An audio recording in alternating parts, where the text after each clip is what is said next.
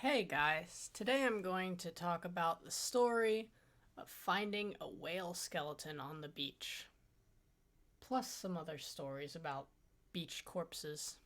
They're wonderful, let me tell you. So, we were younger, and one of our favorite things to do when going on the beach was illegally traipse across the sand dunes, which you're not allowed to do. They're there to protect the island and the plants, yada yada, so we do it anyway. It's actually pretty darn fun, let me tell you. You can find a lot of stuff back there. But on this certain occasion, we were walking behind the dunes and we found an entire whale skeleton. My dad reasoned that it was a right whale based on the size and the shape, and it was humongous. Of course, I was a little kid, so everything seemed humongous to me at the time, but the whale was absolutely ginormous. And we came across the whale. Me, my brother, my cousin, and my dad. My cousin was older than us. And the jaw of the whale was huge and overturned. So, like, the upper jaw was inside of the lower jaw. It was very strange, very interesting. And my cousin ended up taking home a rib because it was like half overgrown with weeds and stuff. And so we couldn't find that many bones.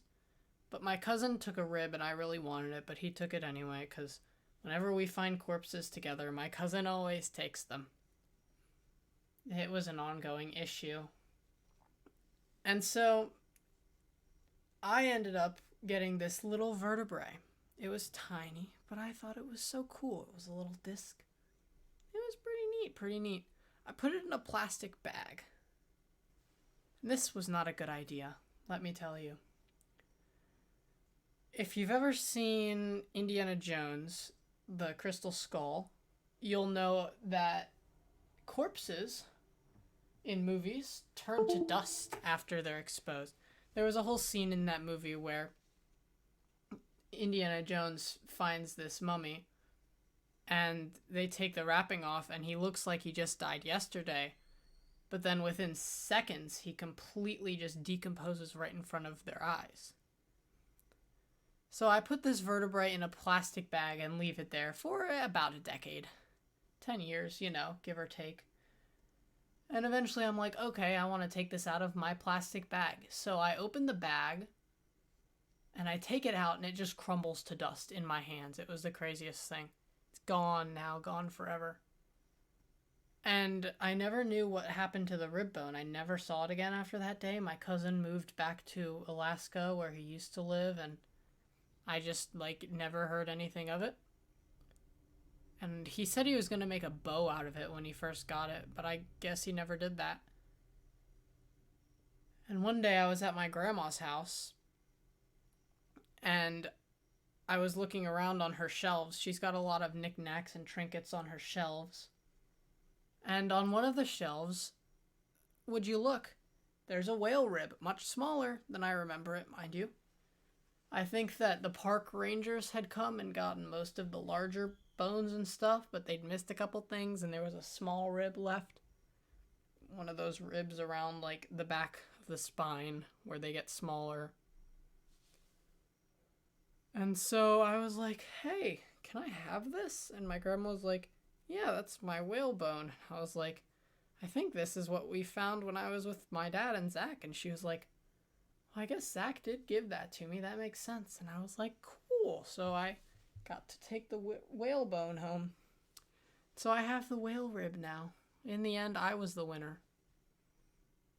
My cousin didn't get this corpse.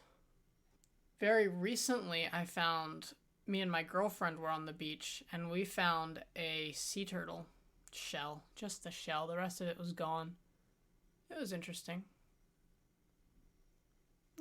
It was a big turtle shell, let me tell you. Big turtle shell. My cousin, when we